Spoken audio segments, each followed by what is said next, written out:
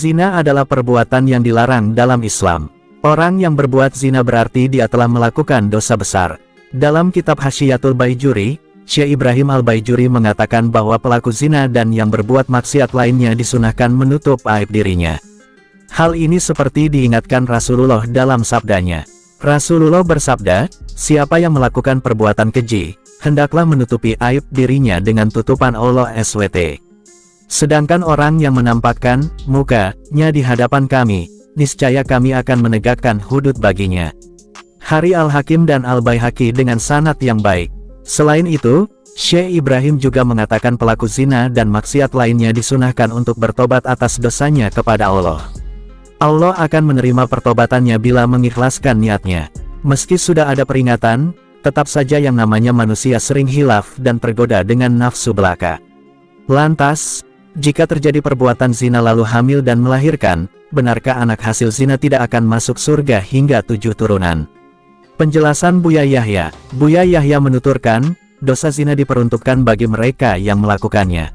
Jika ternyata dari hasil hubungan terlarang itu melahirkan seorang anak, maka anak tersebut tidak kecipratan dosanya meskipun hasil zina. Bohong. Satu hadis yang sering disebut bahwasanya masalah anak zina tidak bisa masuk surga sampai 7 turunan. Itu hadis dusta, hadis bohong, jangan didengar.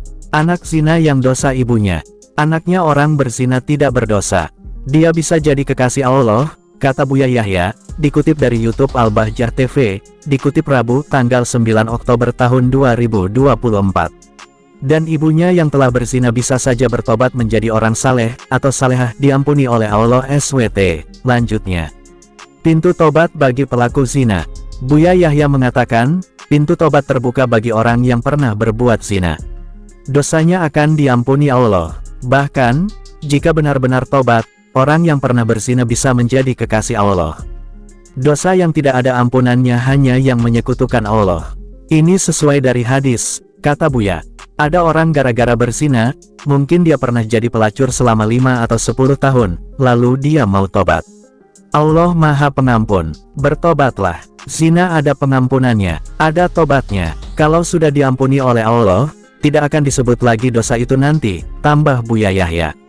Buya Yahya menyarankan agar pelaku zina segera bertobat kepada Allah. Jangan menunda, karena datangnya ajal tidak ada yang tahu. Yang terpenting adalah ayo bergegas bertobat. Jangan menunda tobat esok hari.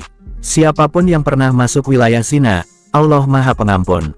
Dan takutlah jika ternyata sudah dicabut nyawa sebelum bertobat kepada Allah dan terhinakan dengan dosa tersebut, kata Buya Yahya. Maka selagi masih ada pintu maaf, selagi nyawa masih dikandung badan belum sampai ke tenggorokan, insya Allah, Allah akan memaafkan kita. Maka mohonkanlah ampun, dibuka pintu tobat seluas-luasnya, khususnya orang yang pernah berzina.